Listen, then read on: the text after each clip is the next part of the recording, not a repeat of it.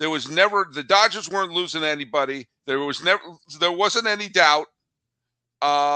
They had that 2004 Red Sox swagger. And I pointed out that 2004 Red Sox team nearly got swept. They were 3 outs away from being swept, staring Mariano Rivera down. And by the way, the next day, they were 6 outs away from losing in 5.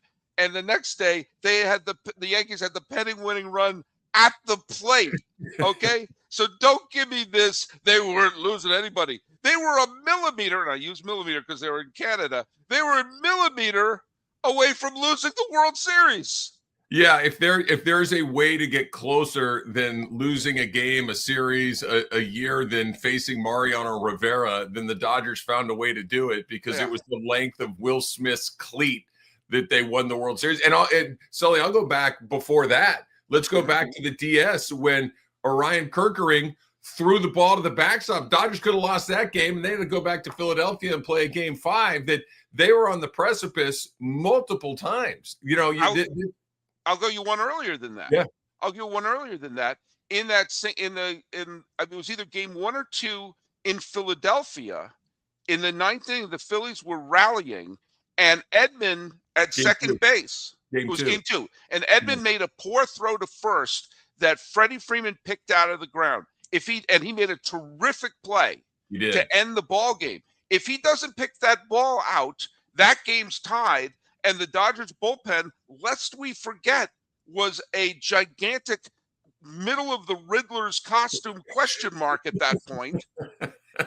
So don't give me this, hey, we had it all the time. Let me tell you, Sammy boy, I want to go back. I want to be Superman, spin the world back, and go to your house when that fly ball went and they had the Bad News Bears collision. How many 70s movies references can I make in one day? Had the Bad News Bears collision, and everybody on the planet Earth was saying, and the ball's going to pop out. That's how the World Series ends, with a collision in left field. You're going to look me in the eye and say, we had it in the bag.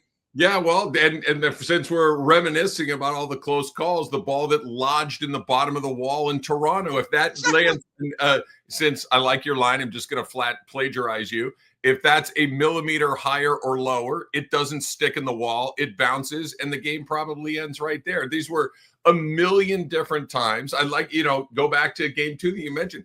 That was the first time we saw Roki Sasaki in a high leverage relief situation, and nobody knew whether or not he was going to be able to do that. That was a brand new experience. I think part of the problem is that they just pounded the Brewers so dramatically that you forget what happened before and you forget what happened after. But I'll even take you to task a little bit there. That game 1, they had the bases loaded, and they brought in Trinan for reasons that scientists and philosophers and poets will never be able to figure out. And he threw an inside pitch that was, we're in Milwaukee, so we can use inches now, was an inch away from being a hit batter that would have tied the game in game 1. If they blow game 1 lead, the whole tenet of that series is completely changed. If Freeman doesn't pick that ball up, or Keckering remembers how many outs there were, I mean, this is so many things went the right way. And here's how, we'll get to a little bit about the long-term ramifications of this remarkable postseason that we had. It wasn't just the World Series. There were so many brilliant games, including the Tigers and the Mariners series, including that game 7 between Seattle and Toronto, and the game 5 between Seattle and Toronto. But the fact of the matter is, there were so many great games in the postseason that when they had that 18-inning marathon, and people were saying, is this the best World Series game ever played? By the end, it wasn't the best game played that week. No. Let alone the best of all time. The game I was at was the game where Otani threw 6 shutout innings and hit 3 home runs in the same game to clinch the pennant. And does that make the top 5 games of this year's postseason? It's not on the medal stand. It's not on the medal stand. As far as like competitive games, no. As far as individual accomplishments, you might have witnessed the greatest baseball individual performance in the history of the sport. But as far as whether the game was ever in question, no doubt about that.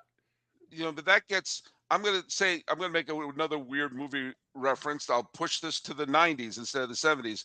That was the quiz show of games, because Quiz Show is a great movie, and it came out the same year as Pulp Fiction, Forrest Gump, and Shawshank Redemption, and The Lion King, and Speed. There are all these great movies that came out the same year. That Quiz Show kind of gets lost in the shuffle. Hoop Dreams, all these amazing movies, and that game where Otani it basically gave us a game that we didn't even dare think of, not even playing PlayStation, and suddenly.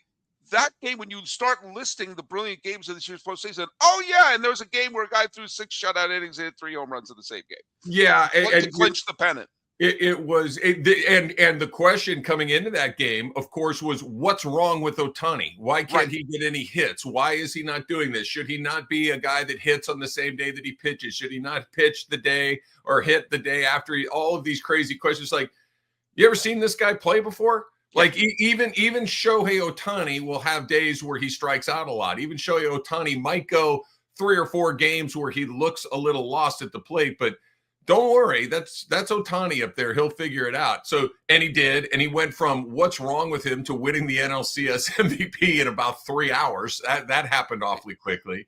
And then you mentioned it briefly, Sully. The 18-inning game had 100 different moments that didn't make any sense. It was the final time we ever saw Clayton Kershaw. And the greatest high wire act, the most nauseating at bat I've ever watched in my entire life, because Dodger fans everywhere were saying exactly what I was saying, which is it can't end like this. It cannot end with Clayton Kershaw getting his head kicked in one last time in a World Series game. And I've said this 100 times on the Locked On Dodgers pod. My everydayers will know this for sure. He threw 8 pitches in that at bat. 6 of them were balls. Yep. And then he still somehow found a way to get out of it. He gets the little ground ball. That got lost to history. Edgardo Henriquez, who could not find a strike zone to save his life, pitched 3 innings where he was lights out. And he was the second least surprising pitcher, because here comes Will Klein, who's got a lifetime ERA of $6 trillion. He comes in and throws 4 innings where he can't get touched. And they win the game in the bottom of the 18th inning. Freddie Freeman hits the second walk-off home run in the World Series of his career. And this one's like, oh, yeah, cool, but the grand slam against the Yankees the year before was better. There was just so many of these things in these moments, and most of them happened in that game because it was 2 games in one. It gave the Dodgers a 2-game hangover because they're an older team. They were just sleepwalking through games 4 and 5. They finally got it together, and we know what happened after that. But it was a series of events. Kershaw's going to blow it. No, Henriquez is going to blow it. No, Klein's going to blow it. And none of them blew it. They ended up winning the game in 18 innings. And Edman became an unsung hero for a couple of his relay throws. Throwing a runner. Forgive me, I'm doing some of this from memory. And I don't blame the Blue Jays runners for doing what they did, because it required a perfect throw. Both of them. Yeah, but and they just happened to both times to get the perfect throw. The play at third was not only an incredibly heads-up play, it was an incredibly good physical play to slide, to turn, to make a perfect throw to Muncy to get the out at third base. Teoscar Hernandez, Dodger fans were ready to, bang their head against the wall all season long because of how bad Hernandez had been in right field. And for that moment, he was Roberto Clemente. He was perfect. He makes a perfect throw to Edman, who makes a perfect throw to Will Smith to cut a runner down at home to save the game. It was that we could do a 3-hour pod on Game 3 alone, and all the moments that just you never saw coming. But we can't. We got to go to commercial. And when we come back, I want to talk about that dreaded word for anyone who does not live in Southern California: three-peat. Fridays already feel different during basketball season, and FanDuel is making them even better, because every Friday night before the game tips off, FanDuel gives new fans a new way to kick off the weekend with NBA Happy Hour. NBA Happy Hour is your official pregame, a limited time window where special offers drop right inside the FanDuel app before the action starts. Fridays from 6 to 7:30 Eastern have become appointment viewing with NBA Happy Hour. Opening the FanDuel app during Happy Hour always brings something new. We're talking boosts, bonuses, surprise, and the timing is perfect. Right before the games, right before the weekend starts. It's that little extra something to Friday night basketball without overthinking it. So before tip-off, check the FanDuel app and see what's dropping during NBA Happy Hour. Every Friday, 6 to 7:30 p.m. Eastern. A little basketball, a little action, and a whole lot of Friday energy. That's NBA Happy Hour only on FanDuel, the official sportsbook partner of the NBA. Thanks so much for making Locked On MLB your first listen of the day. Or maybe your first listen of the day is Locked On Dodgers. Well, we're both part of the Locked On Podcast Network, the #1 sports podcasting network. Now, you already love Major League Baseball or the Dodgers, or maybe you hate listening to the Dodgers. That happens. Now, let's take it up a level. Let's go ad-free. Join the Everydayer Club and get Locked On MLB or Locked On Dodgers without the advertisements. And no interruptions, member-only Discord access, and more, all just for $5 a month or $50 a year. To go to our show, sorry, buddy, go to lockedonmlb.supercast.com. I assume it's lockedondodgers.supercast.com for you. Look at that. Cal State Fullerton only accepts the brightest and the best. There you go. All right. Going into the postseason, when I predicted that the Phillies were going to win it all again, second straight year, I was wrong about that because I love their starting pitching. And what I thought the Achilles heel for the Dodgers was going to be was the bullpen. And guess what? I was correct, except let's give Dave Roberts a little pat on the back, or whoever it was. I'm going to give credit to the manager, just like you give credit to the director in a movie. Let's give credit to the manager here. They reversed course. They didn't pull a Jim Fregosi and say, hey, he was the one who got us here, and keep putting poor Mitch Williams on the mound. No, I said, you know what? If this is not working, I'll someday make it an analogy that is with this century. But they said, what? You know what? If this isn't working, let's mix it up. And you saw Sasaki being a closer. You saw Glasnow being a closer. You saw Yamamoto doing his Grover Cleveland Alexander, the 1926 World Series. How about that for being up to date? You're going back, yeah. I'm going back. Or Randy Johnson in the 2001 World Series, or Madison Bumgarner in the 2014. There's a tradition of that. And it's what a manager should do instead of the tyranny of the save. Well, who had most save? We pitch pitcher with most save. Instead, say, who's the best pitcher for this particular nanosecond? Yeah. He did it last year when he had to manage a rotation that had a bullpen game every 4 days. Today, he had to this year, he completely had to revamp his bullpen. And good on him. It worked. Yes. But also good on the Dodgers saying, maybe we need a closer. I think they finally, I don't want to say figured something out, because I think they're the smartest guys in the sport. So I think they finally just decided to do it a little bit differently, because the criticism for Roberts, this is the sixth time they've been in the World Series fifth time they've been in the World Series in the last 10 years. And the criticism was always exactly what you were just describing, Sully, was, well, this is what led us to 103 wins, 105 wins, 111 wins. And this is the formula that works for us. Well, it works over the course of 162 games because big numbers add up to this amount of wins. But they finally altered their philosophy in the postseason last year. And they did it not because I think they had a philosophical change. They did it because they had no choice. They didn't have any starting pitchers to speak of. They basically had Yamamoto and they had Jack Flaherty. Those were the two guys that they could run out there. And after that, it was, you got to figure it. You can't game plan to throw 8 guys in a game. You can't do it. It's impossible. You can't do the matchup thing. You just kind of have to go with, like you said, who's the best guy right now tonight? The opposite happened this year, but it was the same thing. Instead of having no starting pitchers, you had no relief pitchers. So who are my 5 best guys? It's my 5 starting pitchers. I'll just pitch them.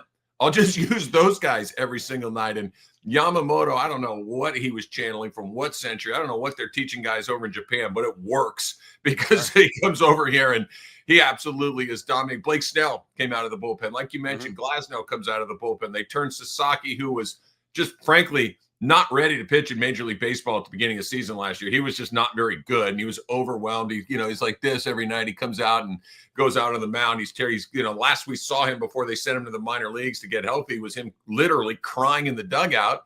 And then the guy comes back and he's tough as nails in the postseason. It was an amazing turn of events, but Dave Roberts finally decided I need to just do what wins tonight. Here in Southern California, when the Angels made their run to the World Series a million years ago, yes, that actually happened.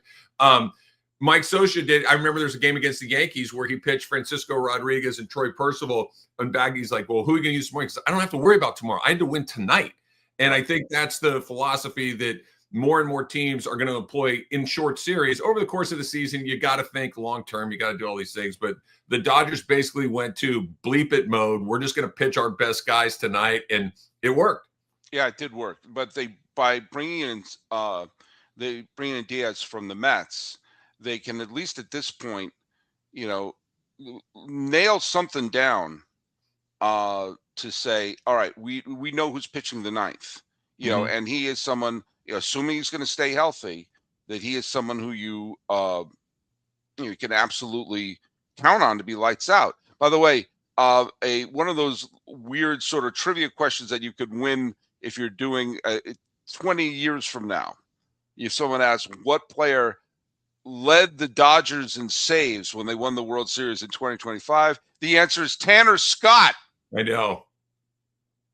I mean, that's how weird it was. But the Scott thing was, I think I am the last man on the island on this thing. I still think Tanner Scott's going to be really good next year. I don't know what was wrong with him. I don't know if it was mechanical, mental, physical. I don't know, but he's too good of a pitcher to have gone that badly that quickly.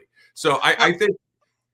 And okay, I didn't mean to cut you off. Yeah. I think that they're going to have the left-right thing with Scott and with Diaz next year. And quite frankly, Sully, I was I wouldn't say surprised, but a little curious that they went back into the market again this year and got Diaz, because one of the things that Andrew Friedman has been fairly reluctant to do is pay relievers, right? They'll pay the guys, they'll pay Yamamoto, they'll pay Otani, they'll pay Freeman, they'll pay Betts. These guys are about as safe of a bet as there is when it comes to players. But relief pitchers, this, but every day or so this, those guys are good year, bad year, good year, bad year. They're all over the map. Even Diaz, who is, terrific, he's had as many bad years as he has good years. He's kind of all over the place. So that they went in and paid Scott 4 years, what was it, $80 million or whatever, and it blew up on him.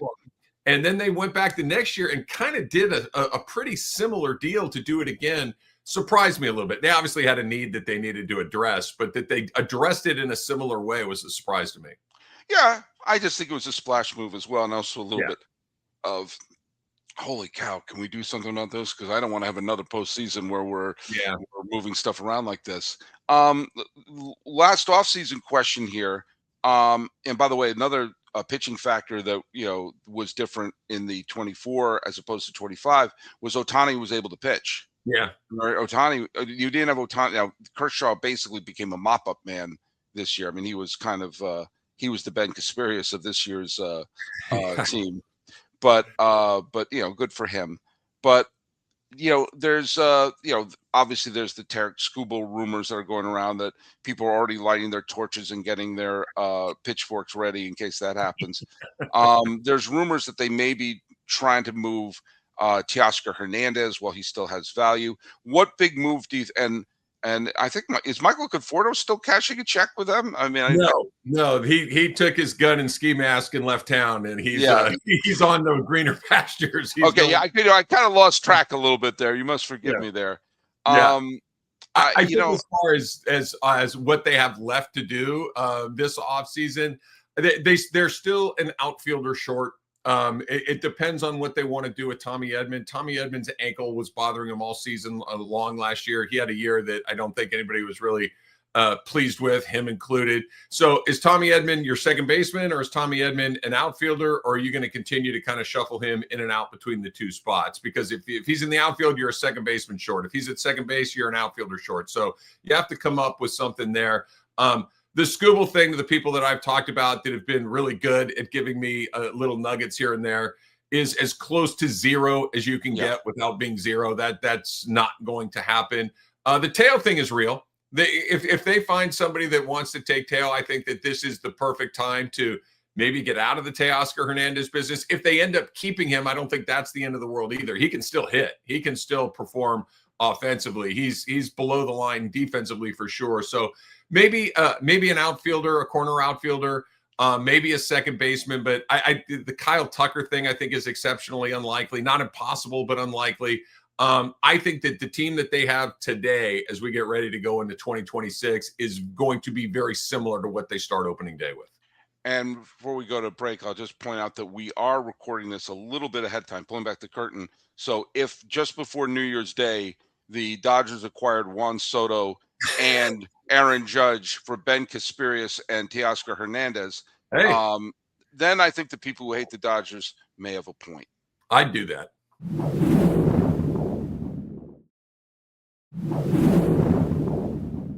All right, we're just our New Year's Eve show we're doing here with Travis Rogers of Locked On Dodgers.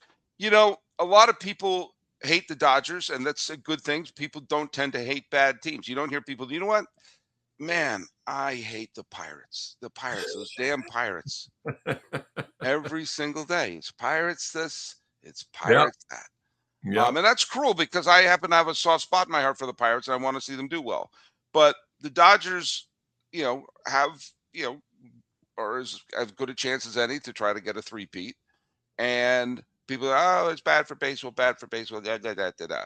I've made this point many times on the show. The idea that we're even talking about a labor stoppage, work stoppage, the problem is not players versus owners. The problem is really 28 teams are, care about the luxury tax and 2 don't. And we're starting to see one, it may be down to 1 because the Cohen and the Mets are going like, how much money am I pouring in every month? Right. How much every year am I throwing in on this team? I got a casino I'm trying to build here. You know what? Maybe I should let Alonso and Diaz go, save a little bucks, and then get back to work on this thing here. So it's basically the Red Sox were making financial decisions, the Yankees, the Mets, all these teams. So it's the teams on the bottom who are taking revenue sharing and not putting it into the team are a bigger problem. But I'm going to take it to another level here.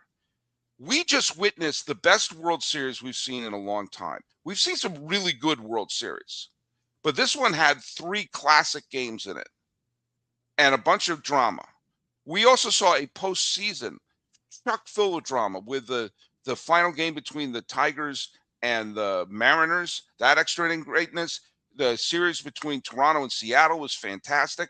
You had the Otani game where he came out. You had the Aaron Judge game where he gave Yankee fans a great thrill. You saw, the come from behind wins by the Mariners one day, the Blue Jays, and then this finale, this absolute, just fantastic finale that we had of one of the greatest Game 7s we will ever see. I think that, and a superstar that has the world's attention. We haven't had a baseball superstar like this in generations. You may point to certain players who may have better stats, this, better stats, that. A player who has captured everyone's imagination. The fact that people will watch the freaking World Baseball Classic, which a couple of years ago were just spring training games. And everyone watched these. I'm a little biased because I'm living in LA County. Yeah. I think the Dodgers are part of what are going to save baseball. And there's a generation who will see this World Series and fall in love with it. Travis Rogers, you have the floor. Yeah, no, I agree with you, Sully. I think that what the Dodgers are doing is what every fan base would hope that their team does, that they have an owner that spends money to put a premium product on the field. And spends money smartly. Spends it smartly. Exactly. Not right. the Mets. No, it's not this drunken sailor spending where all just who's the most. I'll take one of those and one of these. They're actually pretty judicious in how they go about it. I mentioned a second ago, the guys that they give all this money to are as close to sure things as exist in baseball. Now there is no sure thing, but giving Otani a lot of money, pretty smart deal. Giving Mookie Betts a lot of money, not a crazy decision. Giving Freddie Freeman a lot of money, maybe they took a little bit of a flyer on Yamamoto having never played here, but looks like they got that one right. You go to Dodger games, I go to Dodger game. You go through and they want $22 for a can of Modelo, but at least 11 of it goes back onto the field. Right. That's the idea that I think everybody would like. That's number one. And number two, I think you hit an incredibly important point. For the first time in I don't know how long, it's been a long, long, long time. They have somebody in the sport that non-baseball people know about and are interested in. You love baseball. I love baseball. We'll talk about Derek Jeter and Alex Rodriguez and these guys, and they were great players, and it's great. But if you ask your grandmother about Derek Jeter, she's like, what? Huh? But if you ask them about Shohei Otani, they know who he is. They want to know what he's up to. It isn't, like you mentioned, it's an international phenomenon. They have the attention of non-baseball people for the first time in a long time. The numbers bear it out. The television ratings bear it out. The sport is as healthy as it has been in a really long time. I always, if you don't like the economics of the baseball, have your guy put the team up for sale. There will be a billionaire who wants to buy that team. It's a really hard club to get into. And the second they go on the block, they sell for more than they were worth when they bought them the first time. And they can put this money back into these teams if they want to do it. They just choose not to do it. The idea of these deferred payments ruining baseball, it's not a new rule. It's been going on forever. The Dodgers have just utilized it to a degree that's helped them more than it has other people. And what you said, I think, is the one thing that gives me a little bit of optimism about avoiding a work stoppage moving forward. I think these guys realize this is as healthy as it's been, and to shut it down now would be the dumbest thing that you could come up with, because the money is flowing. Maybe it's not flowing the way that they want it to exactly, but it's flowing. And to shut it down for nothing, and look, the players union, they're 1,000,000-0 against the owners. They don't lose. They will not budge. So now, can you put some guardrails in? Sure, go ahead. I don't really care about that. And they have. Exactly. And so I don't think the Dodgers have ruined baseball. I think that they've helped baseball. I think that this is the dreams. The smartest people with the most money, with the prestigious, organization where people want to come, or at least some people want to come into Los Angeles. Other people avoid it because it's Los Angeles. Fine. Great. And this is what you hope your owner would do. Don't get mad because someone cracked the code with smart people and a lot of money. And the other thing, there's two other things. First of all, you're right. Like, we've seen great stars have great careers. Okay. Just you're in Orange County. The 2010s, Mike Trout was the best player in baseball. He played 3 more postseason games than I did, and they didn't know what they did. He wasn't marketed. He didn't capture anyone's attention outside of the baseball world. Ricky Henderson was one of the most dynamic, one of the greatest offensive players in the history of baseball. Baseball fans, loved him. Outside of baseball, I think he stole a few bases. I don't know much about him. The Griffey Jr. was huge amongst baseball fans, but never made it past that. And a big reason I believe that Griffey and Bonds and and Frank Thomas, those players who were big stars in the 90s, didn't make it because there was such an adversarial relationship between owners and players that they didn't want them to become, a Jordan-like superstar. Heck, there wasn't anyone who scratched Allen Iverson's popularity. No way. And I've never seen in my lifetime, I've seen big baseball stars. I've seen stars who are really famous. Okay, but I've never seen anyone who transcended it the way Otani has. And Sully, I'm sorry to cut you off, but I cut you off earlier. It's happening because he's with the Dodgers. He was in Anaheim for 6 years. Now people knew who he was, and people knew that he was a special guy, a two-way guy.